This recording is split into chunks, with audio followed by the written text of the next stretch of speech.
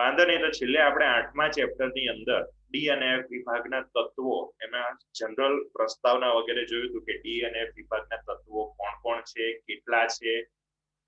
પછી એની અંદર સંક્રાંતિ તત્વો એટલે કે ડી વિભાગના તત્વો, એની થોડીક ચર્ચા કરી હતી કે એમાં આટલી શ્રેણીઓ હોય, આટલા ઉભા સમૂહો હોય. એમાં પહેલી શ્રેણીની ઇલેક્ટ્રોન રચનાની ચર્ચા કરી હતી. પછી મેં તમને કાલે વાંચવાનું કીધું હતું, તો એમાં એક વ્યાખ્યા તમારે વાંચવામાં આવી હશે સંક્રાંતિ ધાતુ તત્વોની.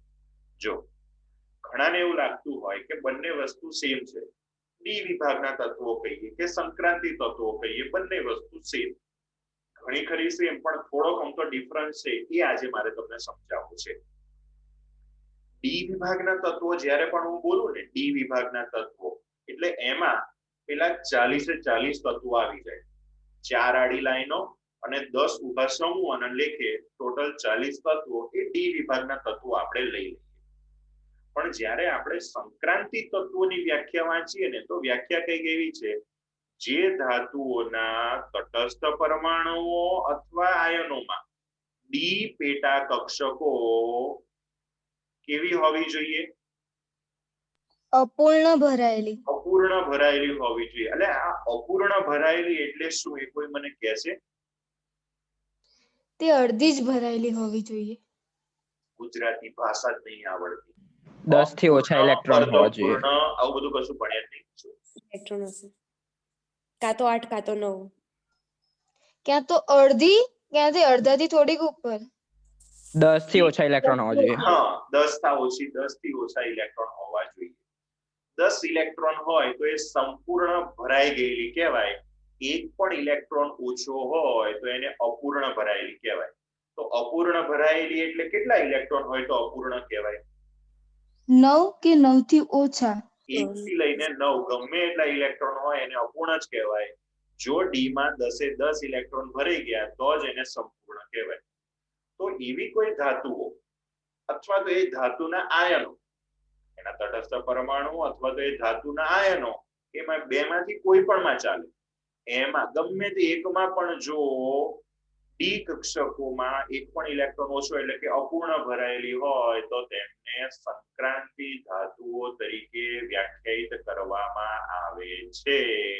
અને એને આધારે આજે આપણે કારણ એવું જોવાનું છે કે કેમ ડી વિભાગની જે દરેક શ્રેણીઓ છે, દરેક શ્રેણીના છેલ્લા તત્વો તમને યાદ છે? નથી યાદ, કે આપણે યાદ રાખ્યા નથી. ડી વિભાગની પહેલી શ્રેણીનું છેલ્લું તત્વ કયું? ઝિંક. ઝિંક. આ બીજી શ્રેણીનું છેલ્લું તત્વ સીડી, કેડમિયમ. ત્રીજી શ્રેણીનું છેલ્લું તત્વ મર્ક્યુરી. Hg. ચોથી શ્રેણીનું છેલ્લું તત્વ Cn. આ ચારે ચાર જે તત્વો છે ને, આ ચારે ચાર ને સંક્રાંતિ તત્વો ગણવામાં આવતા નથી. એનું કારણ એવું છે કે આ તત્વો તટસ્થ સ્વરૂપે અથવા તો એમાંથી બનતા સંયોજનોમાં આ તત્વો +2 ઓક્સિડેશન અવસ્થા ધરાવતા હોય. આ તત્વોના પરમાણુઓ, તટસ્થ પરમાણુઓ અથવા તો એના આયનોમાં કે જેમાં એ લોકો +2 સ્વરૂપની ઓક્સિડેશન અવસ્થા ધરાવતા હોય, એમાં ડી કક્ષકો સંપૂર્ણ ભરાયેલી હશે. તમને અહીંયા તમારી ચોપડીમાં બધાની ઇલેક્ટ્રોન રચના આપેલી છે? હા. તો એ બધાની ઇલેક્ટ્રોન રચનામાં તમે જુઓ, છેલ્લા તત્વોની ડી કક્ષકમાં કેટલા ઇલેક્ટ્રોન છે? 10. 4d10 4d10 હે ને? એટલે આ લોકો તટસ્થ પરમાણુ સ્વરૂપે હોય ત્યારે તો એમની ડી કક્ષકમાં 10 ઇલેક્ટ્રોન ભરાયેલા છે. 10 ઇલેક્ટ્રોન ભરાયેલા હોય એટલે સંપૂર્ણ કહેવાય?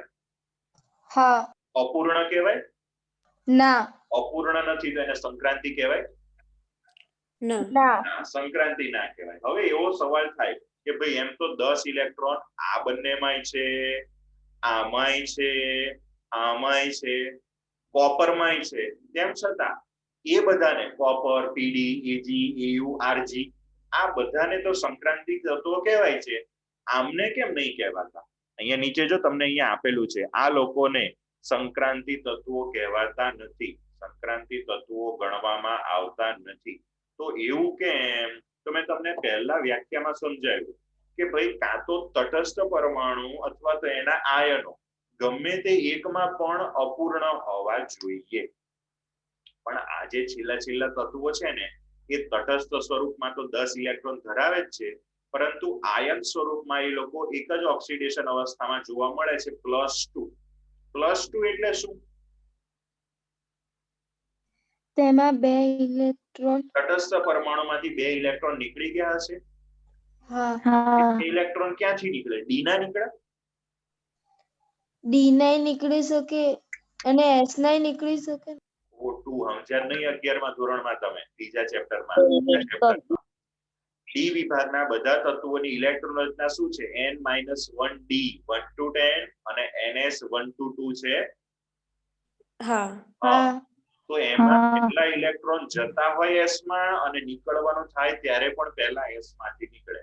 કાલે આપણે ઇલેક્ટ્રોન રચના સમજતા હતા ત્યારે આપણે જોયું હતું કે પહેલું તત્વ સ્કેન્ડિયમ, પહેલી શ્રેણીનું પહેલું તત્વ સ્કેન્ડિયમ, એની પહેલાનું તત્વ કેલ્શિયમ, એની પહેલાનું તત્વ પોટેશિયમ. પોટેશિયમમાં છેલ્લી કક્ષામાં આવે 4s1, કેલ્શિયમમાં 4s2, પછી સ્કેન્ડિયમમાં 4s2 3d1, એટલે કે પહેલા s માં ઇલેક્ટ્રોન 4s માં ઇલેક્ટ્રોન જતા રહ્યા, પછી 3d માં ગયા. એટલે ઇલેક્ટ્રોન પહેલા જાય પણ 4s માં અને જ્યારે નીકળવાનું થાય, કાઢવાના થાય ત્યારે પણ પહેલા 4s માંથી નીકળે, કારણ કે 4s એટલે ચોથી કક્ષા, તો ઇલેક્ટ્રોન સૌથી પહેલા ક્યાંથી નીકળે? બાહ્યતમ કક્ષામાંથી નીકળે, સૌથી છેલ્લી કક્ષામાંથી. માટે યાદ રાખવાનું, સંક્રાંતિ તત્વોમાંથી આયનો બનાવતી વખતે એમની ઇલેક્ટ્રોન રચના લખતી વખતે ઇલેક્ટ્રોન જાય પણ સૌપ્રથમ s માં અને નીકળે પણ સૌપ્રથમ s માંથી. પેલા જેવું હાથી ખાઈએ જાજુ અને રેડી. એમ ઇલેક્ટ્રોન કાઢવાના થાય ત્યારે શેમાંથી કાઢવાના? પહેલા એસ કક્ષકમાંથી કાઢું. હવે કેડમિયમમાં 5s માંથી કાઢવા પડશે ને? હા. કેડમિયમ કઈ ઓક્સિડેશન અવસ્થા જોવા મળે છે? +2. એટલે કેટલા ઇલેક્ટ્રોન કાઢવાના? 2. શેમાંથી કાઢું? એસ કક્ષક 5 2 ઇલેક્ટ્રોન કાઢી નાખ્યા. ડી માં કેટલા વધે? 10. 10. ચલો આપણે મર્ક્યુરી Hg ની ચર્ચા કરીએ. Hg માં પણ ઓક્સિડેશન અવસ્થા કઈ જોવા મળશે? +2. એટલે 2 ઇલેક્ટ્રોન કાઢવાના. શેમાંથી કાઢું? 6s. 6s માંથી 2 ઇલેક્ટ્રોન કાઢું તો 10 ઇલેક્ટ્રોન રહેશે. અને એ જ રીતે Cn માં પણ 2 ઇલેક્ટ્રોન 7s માંથી કાઢું તો D માં 10 રહે છે. આમ સંક્રાંતિ તત્વોની જે 4 શ્રેણીઓ છે, એ 4 શ્રેણીના જે છેલ્લા 4 તત્વો, દરેક શ્રેણીના છેલ્લા 4 એમાં તટસ્થ સ્વરૂપમાં કે આયન સ્વરૂપમાં ડી કક્ષક સંપૂર્ણ ભરાયેલી હોય છે અને વ્યાખ્યા પ્રમાણે એટલે એમને સંક્રાંતિ તત્વો ગણવામાં આવતા નથી. Are you clear with this? Yes. Very good. Done. તો ચલો આગળ પાછી આપણે આપણી ચર્ચા કન્ટિન્યુ રાખીએ. તમે કદાચ પહેલી શ્રેણીની ઇલેક્ટ્રોન રચના મેં તમને શીખવાડી હતી, એટલે બીજી શ્રેણીની ઇલેક્ટ્રોન રચના પણ તમે જોઈ હશે. આપણે થોડીક એની બેઝિક બ્રીફ ચર્ચા કરી લઈએ. યસ. તો ચલો દ્વિતીય શ્રેણી માટે ઇલેક્ટ્રોન રચનાની ચર્ચા કરીએ. તો આગળ દ્વિતીય શ્રેણીનું પહેલું તત્વ Y, એની પહેલાનું તત્વ કયું આવે? 39 પહેલા 38 નંબરનું. યાદ કરો. જેને યાદ આવે એ હોશિયાર. પહેલું યાદ આવે. સ્ટ્રોન્શિયમ. કયું? સ્ટ્રોન્શિયમ. એટલે સંજ્ઞા શું થાય? SR. Very good. Ready. Y પહેલાનું તત્વ સ્ટ્રોન્શિયમ, અને સ્ટ્રોન્શિયમની ઇલેક્ટ્રોન રચનામાં બાહ્યતમ કક્ષામાં 5s2 હોય ભાઈ. યસ. હા. 5s2 હશે. જેમ કેલ્શિયમમાં 4s2 હતું, એના પછી સ્કેન્ડિયમ આવ્યું હતું, એમ અહીંયા SR ની અંદર 5s2 હશે. SR પછીનું નેક્સ્ટ તત્વ આપણું Y, ઈટ્રિયમ. બરાબર. હવે એની અંદર 5s માં 2 ઇલેક્ટ્રોન હતા, એ તો રહેશે જ, અને 4d માં એક વધારાનો ઇલેક્ટ્રોન ઉમેરાશે ને, કેમ કે સ્ટ્રોન્શિયમ SR ની અંદર છેલ્લે આવે છે 5s2. પછીનું નેક્સ્ટ તત્વમાં એક વધારાનો ઇલેક્ટ્રોન ક્યાં જશે? 5s તો ભરાઈ ગઈ, તો 5s પછી નેક્સ્ટ વધારે ઉર્જાવાળી કક્ષક છે 4d, તો એમાં એક ઇલેક્ટ્રોન જશે. આમાં ખબર પડી બધાને કે કોઈને ડાઉટ છે કંઈ? પડી. ઓકે, ચલો હવે જેમ જેમ આગળ જઈએ એમ એમ ડી કક્ષકમાં એક ઇલેક્ટ્રોન ઉમેરાતો જશે, એટલે 5s માં તો 2 જ રહ્યા, પછી 4d માં 1 હતો, એના પછીનામાં એક ઇલેક્ટ્રોન પાછો 4d માં ગયો એટલે 2. હવે નાયોબિયમ ની અંદર એક પાછો અપવાદ જોવા મળે. કયો અપવાદ જોવા મળે છે? તો કે એની અંદર એક ઇલેક્ટ્રોન, પેલામાં જેમ ક્રોમિયમમાં અને કોપરમાં થતું હતું એમ અહીંયા ભલે સ્થાયી નથી કરવાની, પરંતુ એની ઇલેક્ટ્રોન રચનામાં એવું જોવા મળે છે કે ભાઈ 5s માં 1 ઇલેક્ટ્રોન અને 4d માં 4 ઇલેક્ટ્રોન છે, બરાબર. પણ આની અંદર પાછું ક્રોમિયમ જેવું નહીં થતું કે ભાઈ એક ઇલેક્ટ્રોન છે તો પેલી ડી કક્ષકને અર્ધપૂર્ણ કરવા માટે એક ઇલેક્ટ્રોન પણ 4d માં આવી જાય, એવું આની અંદર જોવા મળતું નથી. માટે અહીંયા આ દ્વિતીય શ્રેણીના તત્વોમાં થોડાક અપવાદ જોવા મળે છે. નાયોબિયમ થી શરૂ કરી અને છેક રોડિયમ સુધી એક ઇલેક્ટ્રોન જોવા મળે છે 5s કક્ષકમાં. જ્યારે તમારી પાસે ચોપડી હોય તો આગળની પ્રથમ શ્રેણીમાં તમે જોશો તો એમાં 4s માં મોસ્ટલી 2 ઇલેક્ટ્રોન જ રહેતા હતા. માત્ર ક્રોમિયમમાં અને કોપરમાં 4s નો એક ઇલેક્ટ્રોન 3d માં જતો હતો, એને અર્ધપૂર્ણ કે સંપૂર્ણ પૂરી કરવા માટે. હા કે ના? હા. પણ અહીંયા નાયોબિયમ Nb 41 નંબર થી શરૂ કરી અને છેક રોડિયમ RH 45 નંબર સુધી 5 જે તત્વો છે 41 42 43 44 45.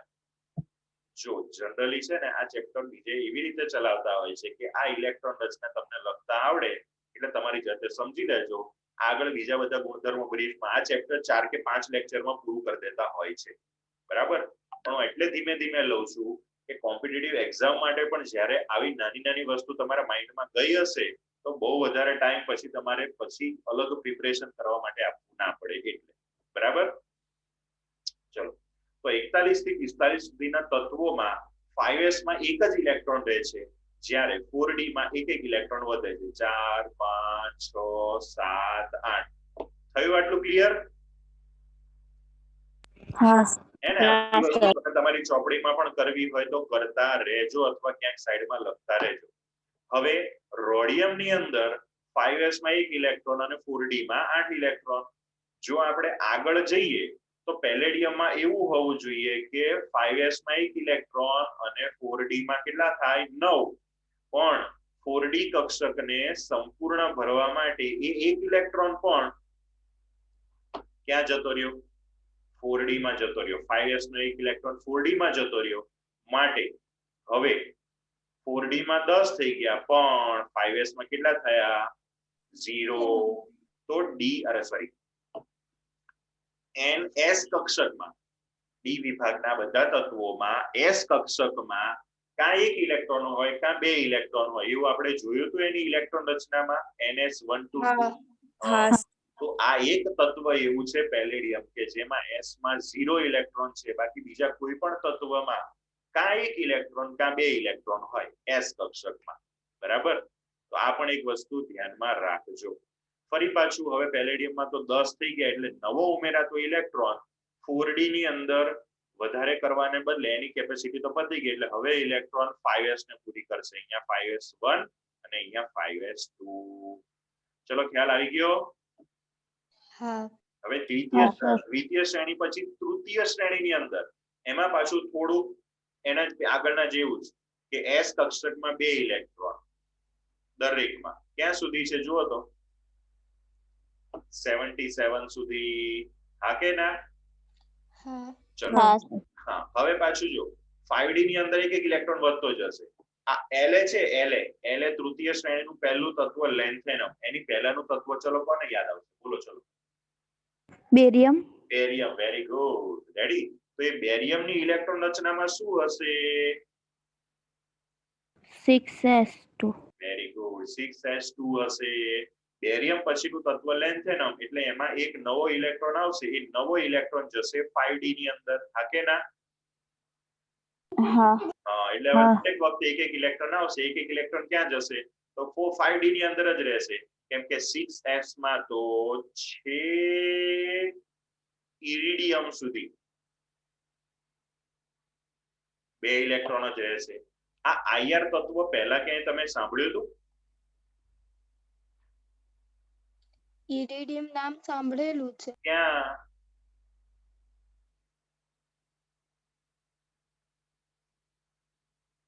યાદ કરાવડાવું. તમે લોકો તો નવા સિલેબસમાં ભણેલા એટલે કદાચ ભણવામાં રેગ્યુલરમાં કદાચ ના આવેલું હોય, પણ તમારી ચોપડીમાં 11મા ધોરણના પહેલા ચેપ્ટરમાં ક્યાંક આપેલું હોય, એમાં તમે વાંચ્યું હશે કે એસઆઈ એકમ પદ્ધતિના જે પણ પાયાના એકમો છે એમાં મીટર અને દળનો એકમ કિલોગ્રામ, 1 કિલોગ્રામ માટે અને 1 મીટર લંબાઈને પ્રમાણિત કરવા માટે ઇન્ટરનેશનલ લેવલ પર જે સંસ્થા છે એમાં એક નળાકારમાં 2 ચિહ્નો અંકિત કરેલા ચિહ્નો છે, નળાકાર પ્લેટિનમ અને ઇરિડિયમ એનો બનેલો નળાકાર, અથવા તો મને એક્ઝેક્ટ યાદ નથી, કે પ્લેટિનમ ઇરિડિયમ મિશ્ર ધાતુની બનેલી પટ્ટી કે જેના ઉપર વાતાવરણીય પ્રક્રિયાઓની કોઈ અસર ના થાય માટે એને પસંદ કરી એના ઉપર 2 નિશાન કરેલા, એટલું અંતર એને આખી દુનિયામાં 1 મીટર ગણવામાં આવે છે. સેમ વસ્તુ કિલોગ્રામમાં પણ પ્રમાણિત કરવા માટે વપરાય છે. ત્યાં આ ઇરિડિયમ વપરાય છે, હેને? હા, એ તું. તો કઈ 2 ધાતુને ભેગી કરી? પ્લેટિનમ અને ઇરિડિયમ. તો પ્લેટિનમ ક્યાં આવેલી છે? કઈ જગ્યાએ? એની પાછળ એની બાજુમાં જ આવેલી છે, હેને? બાજુમાં જ લગ્ન થઈ ગયા સોસાયટીમાં. કેમ લગ્ન થયા અંદર ને અંદર? પાછળ આવશે ટોપિક ત્યારે હું તમને કહીશ, બરાબર?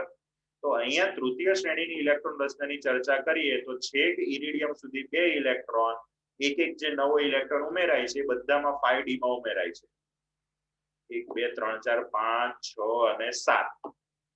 પછી પાછું એક અપવાદ આવ્યો કે ભાઈ અહીંયા નેક્સ્ટ ઇરિડિયમ પછી પ્લેટિનમ ની અંદર ઇલેક્ટ્રોન રચના આવી હોવી જોઈએ 2 અને અહીંયા 8, પણ એક ઇલેક્ટ્રોન પ્લેટિનમ ની અંદર કૂદકો મારીને અહીંયા 8 નંબરમાં આવી જાય છે, એટલે 8 + 1 9 અને 6s માં માત્ર એક ઇલેક્ટ્રોન વધે છે. તો આમાં તો 8 ને બદલે 9 ઇલેક્ટ્રોન થાય તો કે અર્ધપૂર્ણ કે સંપૂર્ણ ભરાયેલી થયેલી હોતી નથી. માટે આ પ્લેટિનમમાં પણ આગળ જે આપણે જોયું હતું નાયોબિયમ જેવું કે અર્ધપૂર્ણ કે સંપૂર્ણ ભરાતી ના હોય તેમ છતાં ઇલેક્ટ્રોનની પુનર્ગોઠવણી ફેરગોઠવણી થતું હોય છે, એવું નાયોબિયમમાં આપણે જોયું. અને એક બીજું શેમાં જોયું? પ્લેટિનમની અંદર જોયું. તો પ્લેટિનમમાં 6s માં 1 ઇલેક્ટ્રોન અને 5d માં 9 ઇલેક્ટ્રોન છે. હવે એક નવો દાખલ થશે, ઇલેક્ટ્રોન ક્યાં ગયો? તો કે 5d માં ગયો. 5d માં 10 ઇલેક્ટ્રોન બધા કમ્પ્લીટ ભરાઈ ગયા. તો નવો આવતો ઇલેક્ટ્રોન હવે 6s માં જઈ 6s2 એટલે કે 6s ને કમ્પ્લીટ ભરી દેશે અને 5d માં તો 10 ઇલેક્ટ્રોન હતા જ. Sir, hello sir. હા બેન, બોલો. આમાં પ્લેટિનિયમમાં એક પેલો 9 આવ્યો તો એમાં 10 કરવા માટે ઉપર એસ કક્ષકમાંથી એક આમ 0 ના થઈ જાય? એમાં આ ઉપર જેમ થઈ જવો જોઈએ, આપણે ધારીએ એમ બધું ના થતું હોય, 0 થઈ જવો જોઈએ, પણ એમાં આવું છે. ક્રોમિયમ અને કોપરમાં જે ઇલેક્ટ્રોન રચના જોવા મળી એનું કારણ એવું કાઢ્યું કે ભાઈ આવું હશે એટલે આવું થશે, પણ ઘણાનામાં આવું છે એના માટેનું કોઈ વ્યાજબી કારણ જ આપણે શોધી ના શકીએ, માટે જે છે આપણે સ્વીકારી લીધું. ખ્યાલ આવ્યો? હા. રેડી? એટલે હવે પહેલી શ્રેણીની ઇલેક્ટ્રોન રચના તો આપણા મગજમાં ફિટ જ છે કે ભાઈ ક્રોમિયમ અને કોપરમાં એ બેમાં ખાલી ઇલેક્ટ્રોનની ફેરગોઠવણી થાય છે એટલે અપવાદ, બાકી બધામાં તો દરેકને એક ઇલેક્ટ્રોન ડી માં ઉમેરતા જવા. પછી દ્વિતીય શ્રેણીની ઇલેક્ટ્રોન રચના કેવી રીતે યાદ રાખશું? તો એમાં પહેલા 2 માં તો કોઈ તકલીફ નથી, પરંતુ પછીના 5 માં NB નાયોબિયમ 41 નંબર થી RH રોડિયમ 45 સુધીના એ 5 તત્વોમાં 5s માં કેટલા ઇલેક્ટ્રોન રહે છે? એક ઇલેક્ટ્રોન રહે છે ને. નહીં તો પહેલી શ્રેણીમાં કેવું હતું કે ભાઈ s કક્ષકમાં 2 ઇલેક્ટ્રોન રહે, હે ને? કેટલા રહે છે? એક ઇલેક્ટ્રોન રહે છે. ઓકે, એટલે દ્વિતીય શ્રેણીમાં આ 5 તત્વોમાં એવું થયું ને, એટલે આ 5 તત્વોએ 5 પંચ બનાવી અને પછી બહાર વડે ચડ્યા, લૂંટફાટ ચાલુ કરી. નાયોબિયમ, મોલિબ્ડિનમ, ટેલ્યુરિયમ, રુથેનિયમ અને રોડિયમ, આ 5 તત્વોએ છે ભેગા મળી અને બધે લૂંટ ચલાવવાની શરૂ કરી. એટલે એના જે છોકરા હતા ને એ 5 જણાને આવું થયું, અન્યાય થયો, એટલે એ લોકોએ આવું કર્યું. પછી એનો બદલો એના 5 છોકરાઓએ લેવા નક્કી કર્યું. એના 5 છોકરા કયા? એટલે એની નીચેના 5 જોયા તમે? એની નીચેના 5 એ શું કીધું? આગળના પેલા બધા અન્યાય થયો હતો ને એટલે બધા બહાર વટે ચડ્યા. એટલે પછી ગવર્મેન્ટ એવું વિચાર્યું કે ના ના, ખરેખર આપણે અન્યાય થયો હતો, એમાં તો 2 ઇલેક્ટ્રોન રહેવા જોઈતા હતા. આપણે તો ડી માં 1 ઇલેક્ટ્રોન ઉમેરવાનો હતો, પણ આપણે તો આની જોડેથી ઇલેક્ટ્રોન લઈ લીધા. એટલે પછી એને ન્યાય આપ્યો અને એમના જે છોકરાઓ હતા ને એને ગવર્મેન્ટ જોબ આપી દીધી. મતલબ એની નીચેના જે 5 તત્વો છે એમાં પછી છેક સુધી બબે ઇલેક્ટ્રોન રહ્યા. ભલે ક્રોમિયમની નીચેનું તત્વ કયું આવે? ક્રોમિયમની નીચે કયું તત્વ આવે? વિચારો. તમારી જોડે હે? મોલિબ્ડેનમ. મોલિબ્ડેનમ 42 નંબરનું તત્વ. અને એની નીચેનું તત્વ ડબલ્યુ. યાદ આવી ગયું ઘણાને હવાતું, હે ને? ઓકે, તો એ ડબલ્યુ છે ક્રોમિયમના વંશમાં જ આવે. ક્રોમિયમ એ ડબલ્યુ ના દાદા થાય. તો એ ડબલ્યુ જે છે એની અંદર ભલે ક્રોમિયમમાં અપવાદ જોવા મળતો હતો કે 1 ઇલેક્ટ્રોન ઉપરથી કૂદકો મારીને ડી માં આવી જતો હતો, પણ ગવર્મેન્ટે આપેલા ચુકાદા પ્રમાણે ડબલ્યુ માં એવું કશું જ ના થયું. ભલે 4 ઇલેક્ટ્રોન રહ્યા, ભલે પડ્યા, આપણે એને 5 નહીં કરવા. એટલે એમાં એ રીતનો અપવાદ જોવા મળતો નથી, ભલે એ ક્રોમિયમના વંશમાં હોય તો પણ. જ્યારે કોપરના વંશમાં આવતો એજી અને એના વંશમાં આવતો એયુ, આ બધામાં તમે જોયું એસ માં 1 અને ડી માં કેટલા ઇલેક્ટ્રોન છે? 10. એના વંશમાં છે કે છેક સુધી એની જ વસ્તુ રહી. ડી માં 1 ઇલેક્ટ્રોન, એસ માં 1 ઇલેક્ટ્રોન અને ડી માં 10 ઇલેક્ટ્રોન છે. આમાં ના દેખાતું તો તમારે તમારી ચોપડીમાં જોવાનું. હવે આ જે તત્વો છે ને એ બધી મોંઘી ધાતુઓ, આટલું યાદ રાખવાનું એટલે તમને લાઈનમાં યાદ રહેશે. એયુ એટલે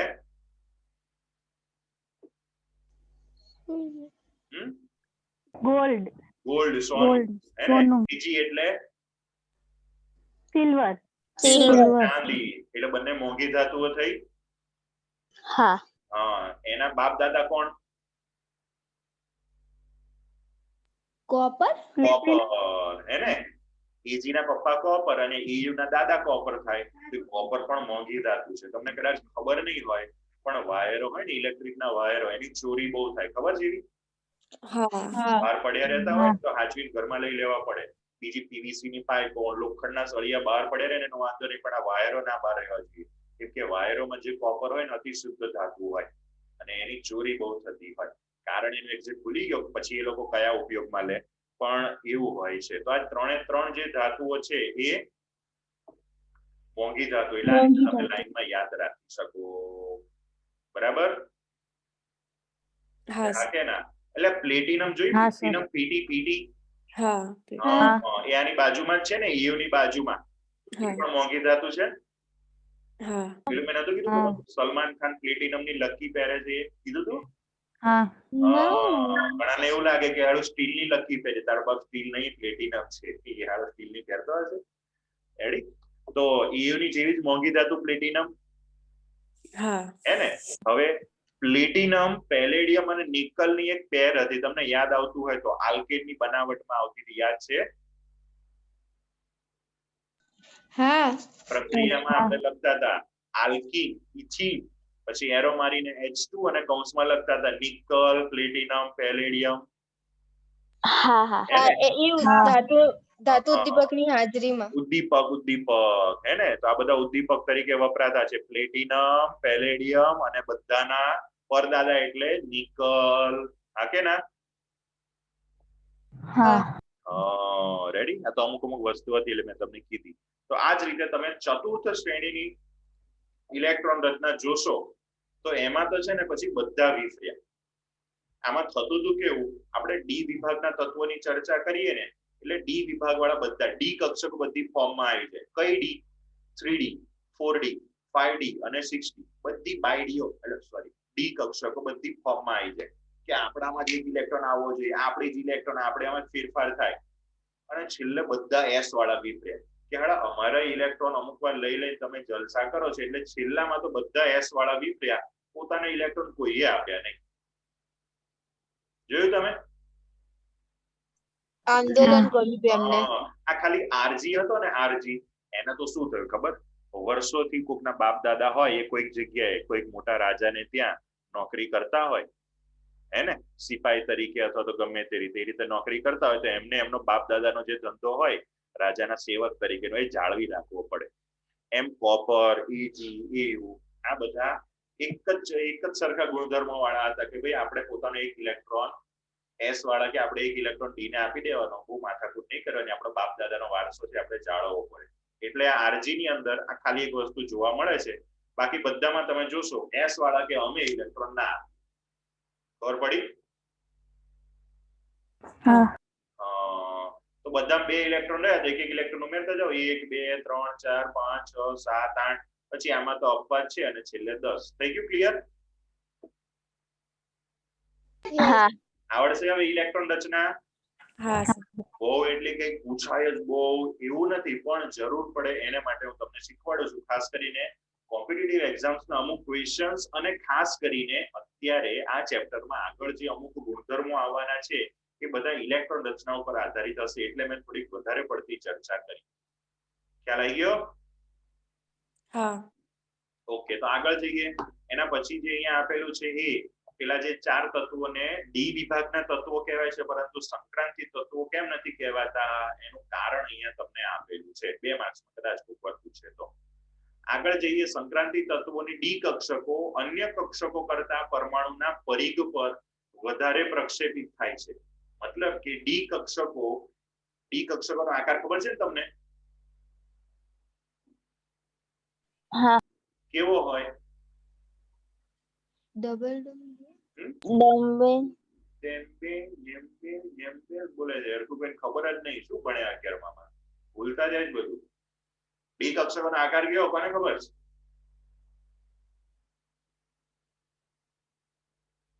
અંધેરા કાયમ કરે. ડબલ ડમ્બેલ હા યાદ આવે છે? ડબલ ડમ્બેલ આકાર હતો ડી કક્ષકોનો. હા રેડી? પણ એ જે ડી કક્ષકો ડબલ ડમ્બેલ આકારની છે એમાં જે જાડા ભાગ મતલબ કે ત્યાં ઇલેક્ટ્રોન મળવાની શક્યતા વધારે એવા ભાગો, એ જે કક્ષકો ગોઠવાય ને એમાં છેડા ઉપર વધારે હોય, એટલે જો લખ્યું પરિઘ ઉપર વધારે પ્રક્ષેપિત થાય છે, પરમાણુના પરિઘ ઉપર, એટલે કે છેડા ઉપર વધારે પ્રક્ષેપિત થાય, વધારે ત્યાં ગોઠવાયેલી હોય, તેથી તેઓ ચોફેરથી એટલે કે ચારે બાજુથી અસર પામે છે.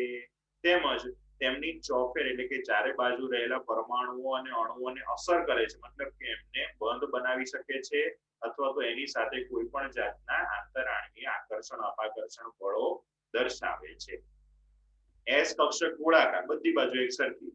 પી કક્ષક ડમ્બેલ આકારની, હા કે ના? ડમ્બેલ આકારની પી કક્ષક ક્યાં હોય? એક્સ ઉપર, વાય ઉપર અને ઝેડ ઉપર. જ્યારે ડી કક્ષકો તો ફૂલની જેમ બધે ગોઠવાયેલી હોય. તમે જોયો તો ડી કક્ષકોનો વિડિયો? મેં તમને એકવાર બતાવ્યો તો. હા સર. તો ડી કક્ષકો બધીને ભેગી કરો તો એક મસ્ત આમ ફૂલ બને. મતલબ કે બધી બાજુ છેડા ઉપર રહેલી હોય, એટલે એ પણ બીજાને બહુ વધારે હળી કરે આજુબાજુ, અને બીજા પણ એને બહુ હળી કરે. રેડી? જે છોકરા કે છોકરીઓ સરખા ના ચાલતા હોય એને બીજા બધા હળી કરે. ઘરેથી નીકળીને સીધા સ્કૂલે આવતા હોય એને કોઈ હળી ના કરે. આટલું સમજી રાખવાનું. આગળ કેટલીક બાબતોમાં ડીએન એટલે કે 1 થી 9 ઇલેક્ટ્રોન ધરાવતી ડી કક્ષકો એના આયનોમાં સમાન ચુંબકીય અને ઇલેક્ટ્રોનીય ગુણધર્મો જોવા મળે છે. આગળ એના ચુંબકીય અને ગુણધર્મોની ચર્ચા કરીશું ત્યારે આવશે. આંશિક રીતે ભરાયેલી ડી કક્ષકોના કારણે આ તત્વોના કેટલાક લાક્ષણિક ગુણધર્મો છે. એ ગુણધર્મોને આધારે જ આપણે ચેપ્ટર નંબર 9 બનાવેલું છે. કયા ગુણધર્મો? તો કે વિવિધ ઓક્સિડેશન અવસ્થાઓ દર્શાવવી, કે જે આ ડી વિભાગના સંક્રાંતિ તત્વોની એક બહુ જબરજસ્ત મોટી લાક્ષણિકતા. તમને યાદ હોય તો આપણે રેડોક્સ ચેપ્ટર ચલાવ્યું હતું ત્યારે ઓક્સિડેશન આંકના નિયમો ભણ્યા હતા, યાદ છે? હે ને? ઓક્સિડેશન આંકના નિયમોમાં આપણે જોયું હતું કે સમૂહ 1 ની કોઈ પણ ધાતુ હોય, lithium, sodium, potassium, rubidium, caesium, એની ઓક્સિડેશન અવસ્થા કેટલી? +1. સમૂહ 2 ની ધાતુઓ beryllium, magnesium, calcium, strontium, barium, radium, એની +2. ઓલવેઝ +2. હે ને? પી વિભાગમાં 18મા સમૂહમાં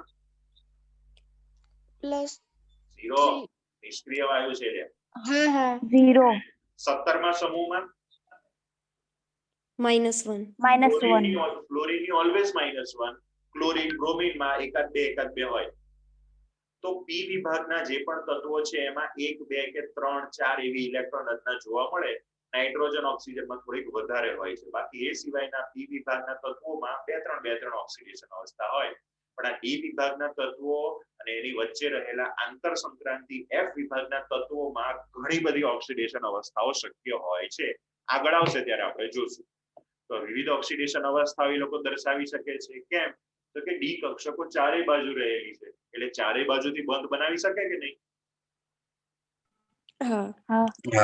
અને જેટલા બંધ બનાવવાના એટલી એની ઓક્સિડેશન અવસ્થા થાય. 4 બંધ બનાવે તો +4 કે -4, 5 બંધ બનાવે તો +5 કે -5. તો આ લોકોનામાં એક તો ઘણી બધી ડી કક્ષકો હોવાની, કેમ કે ડી ના 5 પ્રકાર. પછી ટોટલ 10 ઇલેક્ટ્રોન છે.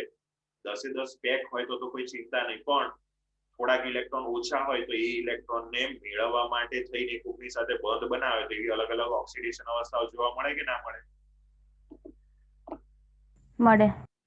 માટે વિવિધ ઓક્સિડેશન અવસ્થાઓ દર્શાવે. બીજું, રંગીન આયનોનું નિર્માણ.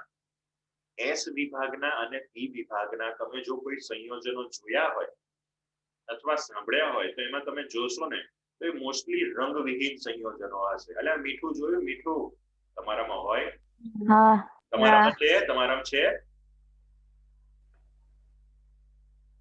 એ કોઈ નહીં બોલતું. કારણ કન્ફ્યુઝ છો કે નહીં એમ? તમારા મીઠું છે?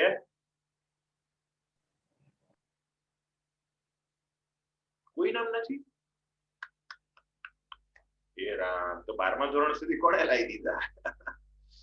વાંધો નહીં. તો કહેવાનો મીનિંગ એટલો કે એસ વિભાગની જે બધી ધાતુઓ એના સંયોજનો અથવા બી વિભાગના જે અધાતુ ધાતુ એ બધાના સંયોજનો, એના સંયોજનો એ બધા મોસ્ટલી રંગવિહીન હોય. અને જો કદાચ રંગ હોય ને તો આછો પાતળો થોડોક હોય. પરંતુ આ જે તત્વો છે એના જે સંયોજનો એ મોસ્ટલી રંગીન હોય. તમે પોટેશિયમ પરમેંગેનેટ નામ સાંભળ્યું છે? હા. કેવા કલરનું હોય પોટેશિયમ પરમેંગેનેટ? જાંબલી કલરનું. પોટેશિયમ ડાયક્રોમેટ નું નામ સાંભળ્યું? હા. કેવા કલરનું હોય ખબર છે? પીળા અથવા નારંગી રંગ. આવા તો ઘણા બધા સંયોજનો હોય. પોટેશિયમ પરમેંગેનેટમાં કયા કયા તત્વો?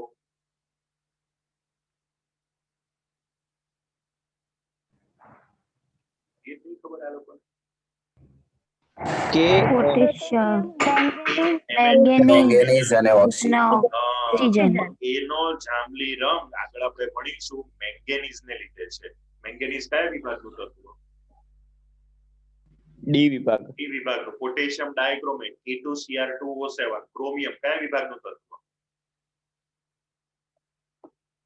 ડી વિભાગના ઘણા બધા તત્વોના સંયોજનો રંગીન હોય છે. એટલે કે રંગીન આયનો નિર્માણ કરે છે. સંયોજનો રંગીન હોય છે. પીવાની વાત નહીં કરતો, રંગીન થાય એટલે પાછળ. અને વિવિધ લિગેન્ડ સાથે સંકીર્ણ બનાવવામાં ભાગ લે છે. હવે લિગેન્ડ એટલે શું? That we will discuss in the next chapter number 9. ત્યાં સુધી ખાલી યાદ રાખજો. આગળ સંક્રાંતિ તત્વો અને તેમના સંયોજનોમાં ઉદ્દીપકીય ગુણધર્મ અને અણુચુંબકીય વર્તણૂક પણ દર્શાવે છે. ઉદ્દીપકીય ગુણધર્મની તો હમણાં જ આપણે ચર્ચા કરી કે ભાઈ નિકલ, પ્લેટિનમ, પેલેડિયમ એ બધા ઉદ્દીપક તરીકે આપણે વાપર્યા હતા. સલ્ફ્યુરિક એસિડની બનાવટમાં આપણે કયો ઉદ્દીપક વાપર્યો હતો છેલ્લે?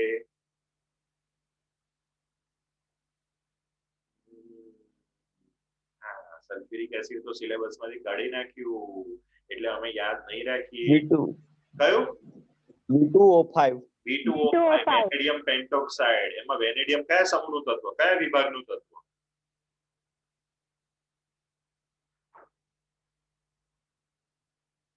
V2O5 વેનેડિયમ ડી વિભાગનું તત્વ છે.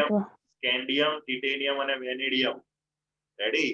તો ઉદ્દીપક તરીકે વપરાતા લગભગ બધા જ જે તત્વો અથવા તો એના સંયોજનો એ બધા ડી વિભાગના તત્વો હશે અથવા તો એના સંયોજનો હશે. મતલબ કે આ તત્વોમાં ઉદ્દીપકીય ગુણધર્મો પણ જોવા મળે છે. કેમ એ લોકો ઉદ્દીપક તરીકે કામ કરશે? આગળ ટોપિક આવશે ડી વિભાગના તત્વોના ઉદ્દીપકીય ગુણધર્મો, 2 માર્કનો સવાલ, એની અંદર આપણે જોશું. તો આવા ઘણા બધા ગુણધર્મો એની અંદર જોવા મળે છે. એનું કારણ એની અંદર રહેલી ડી કક્ષકો, એમાં ઇલેક્ટ્રોન અપૂર્ણ છે, અને બીજું એ ડી કક્ષકોનો આકાર, એની ગોઠવણી. બરાબર. હવે એક સરસ લાક્ષણિકતા આવે છે કે મુખ્ય સમૂહના તત્વો. આ મુખ્ય સમૂહના તત્વો એટલે કયા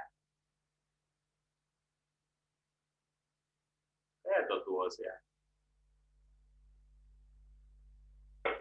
એસ અને પી. એસ અને પી વિભાગના તત્વો, જેને મુખ્ય સમૂહ અથવા પ્રતિનિધિ સમૂહો કહે છે. સમૂહ 1, 2, 13, 14, 15, 16, 17, 18.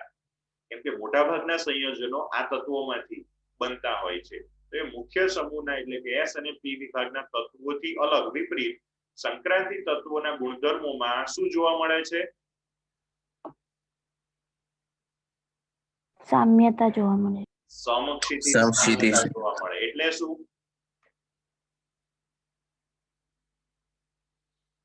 સરખાપણું. ગુજરાતી ભાષા જ નહીં આવડતી. સમક્ષિતિજ બોલું છું તોય નહીં ખબર પડતી. બીજા બધા સમૂહના જે તત્વો છે એમાં મેં તમને સ્ટાર્ટિંગમાં જ કીધું હતું કે એમાં આપણે કોઈ પણ એક સમૂહની ચર્ચા કરીએ છીએ. Lithium, sodium, potassium, rubidium, caesium, એ બધામાં શું થાય છે?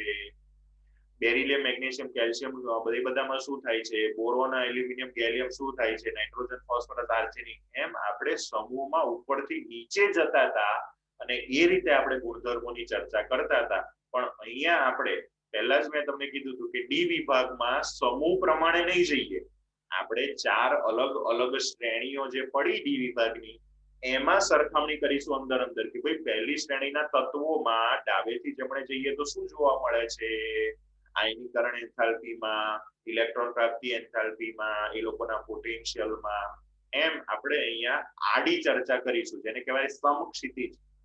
એ રીતની એમ લોકોનામાં સમાનતા વધુ જોવા મળે છે. સમૂહમાં આપણે ઓછી ચર્ચા કરીશું. કેટલીક સમૂહમાં પણ સામ્યતા જોવા મળે છે. આપણે પ્રથમ સામાન્ય લાક્ષણિકતા અને સમક્ષિતિજ હરોળોમાં તેમના વલણોનો અભ્યાસ કરીશું, અને ત્યારબાદ કેટલાક સમૂહ સામ્યતાનો પણ વિચાર કરીશું. ઓકે. તો નેક્સ્ટ એના પછી આવે છે સંક્રાંતિ તત્વો, એટલે કે ડી વિભાગના સામાન્ય ગુણધર્મો. સામાન્ય ગુણધર્મોમાં એ લોકોના ભૌતિક ગુણધર્મો એટલે કે આયનીકરણ એન્થાલ્પી, પરમાણુકરણ એન્થાલ્પી, એ બધાની ચર્ચા કરે છે. બરાબર. તો અત્યાર સુધીના આટલા ટોપિકમાં કોઈને કોઈ ડાઉટ? આજે જો કે આપણે બહુ ચલાવ્યું નથી, પણ ખાસ દરેક જણ ઇલેક્ટ્રોન રચના વ્યવસ્થિત મગજમાં ફિટ કરજો. જરૂર પડે તો 1-2 વાર લખજો, કે જેથી ગમે એની ઇલેક્ટ્રોન રચના લખવી હોય તો તમે લખી શકો. પણ એના માટે સૌ પ્રથમ તમને પ્રથમ શ્રેણીની ઇલેક્ટ્રોન રચના કમ્પ્લીટ આવડવી જોઈએ, અને પછી એમાં ધીમે ધીમે આગળ જજો. ઓકે. હવે જોડે જોડે આપણને આ ડી વિભાગના બધા તત્વોની ઓક્સિડેશન અવસ્થાઓ વિશે કશું કીધું નથી. આગળ એનું ટેબલ આવે છે, પણ એ પહેલા તમને હું આપી દઉં તો તમે તમારા નોટબુકની અંદર આ જે ઇલેક્ટ્રોન રચનાઓ આપી છે એની નીચે જે તે તત્વની શક્ય ઓક્સિડેશન અવસ્થાઓ વગેરે લખી દેજો. હું તમને બતાવું એટલે તમે સ્ક્રીનશોટ ખાલી લઈ લેજો. ઓકે. જો આ પહેલી શ્રેણી, પહેલી શ્રેણીની જો સામાન્ય ઓક્સિડેશન અવસ્થાઓ આપેલી છે, શક્ય ઓક્સિડેશન અવસ્થાઓ જોઈ તમે છેલ્લી કોલમમાં અહીંયા જે કૌંસમાં આપેલી છે ને એ શું છે? એમની સ્થાયી ઓક્સિડેશન અવસ્થા, કે વધારે જોવા મળે. તો સ્કેન્ડિયમમાં એક જ જોવા મળે છે +3, અને દરેક શ્રેણીનું જે છેલ્લું તત્વ છે એમાં મેં તમને કીધું એમાં પણ એક જ ઓક્સિડેશન અવસ્થા જોવા મળે, કઈ? +2. બીજા બધા તત્વોમાં અલગ અલગ ઓક્સિડેશન અવસ્થા જોવા મળે છે. બરાબર. તો આ ઓક્સિડેશન અવસ્થા સ્ક્રીનશોટ લેવો હોય તો લઈ લો. પછી તમારી ટેક્સ્ટબુકમાં દરેક તત્વ તમને આડા આપેલા છે. પહેલા ઊભા આપેલા હતા ટેબલ જૂના સિલેબસમાં. નવા સિલેબસમાં હવે આડી લાઈનો સ્વરૂપે આપેલા છે. એમની ઇલેક્ટ્રોન રચના આખી અહીંયા આ રીતે આપેલી છે. એટલે તમને આ રીતે ફાવે તો આ રીતે નોટબુકમાં લખી દેજો, અથવા આપણી નવા ટેક્સ્ટબુકમાં આપેલી છે એ રીતે ફાવે તો એ રીતે પણ લખી દેજો. બરાબર. જો અહીંયા એક વસ્તુ દેખાય છે કે પહેલામાં ઓક્સિડેશન અવસ્થા 3, પછી 2 3 4, 2 3 4 5, 2 3 4 5 6, 2 3 4 5 6 7, પાછું ઘટ્યું 2 3 4 5 6, 2 3 4, 2 3 4, 1 2 અને 2. બરાબર. તો આ હતી પહેલી શ્રેણીની ઇલેક્ટ્રોન રચના અને ઓક્સિડેશન અવસ્થા. બીજી શ્રેણી દેખાય છે બધાને? હા સર. આમાં થોડુંક નાતરા જેવું હા છે. સર. પહેલાની તો +3 છે અને નીચે છેલ્લાની +2 છે. બાકીના બધામાં થોડી ઘણી ચેન્જ થાય છે. બધાની તમે એક સાથે સરખામણી કરો તો તમને યાદ રાખવાનું કદાચ ઈઝી રહે. બરાબર? જરૂર નથી હો બધી બહુ એટલું બધું મગજમાં યાદ રાખવાની, પણ થોડુંક સમજવા માટે, ખાસ કરીને એમની જે સામાન્ય ઓક્સિડેશન અવસ્થા છે આ દ્વિતીય શ્રેણી, એના પછી નેક્સ્ટ તૃતીય શ્રેણી. યસ, એની ઇલેક્ટ્રોન રચના આપેલી છે. મર્ક્યુરીની અંદર +1 પણ જોવા મળે છે, પરંતુ +2 વધારે સ્થાયી છે. Hg+1 હોય છે ઘણીવાર, Hg2Cl2 એમાં. ચલો રેડી? તો આ સાથે આપણે ઇલેક્ટ્રોન રચના અને ડી વિભાગના તત્વોમાં હવે આપણે જે અભ્યાસ કરવાનો છે આગળ એના ભૌતિક, રાસાયણિક વગેરે ગુણધર્મોનો એનો થોડી બ્રીફમાં ચર્ચા કરી. આગળ નેક્સ્ટ લેક્ચરમાં આપણે પછી શેની ચર્ચા કરીશું? એના ગુણધર્મો વિશે ચર્ચા કરીશું. તો ફરી આપણે મળીએ, ત્યાં સુધી જય સ્વામિનારાયણ.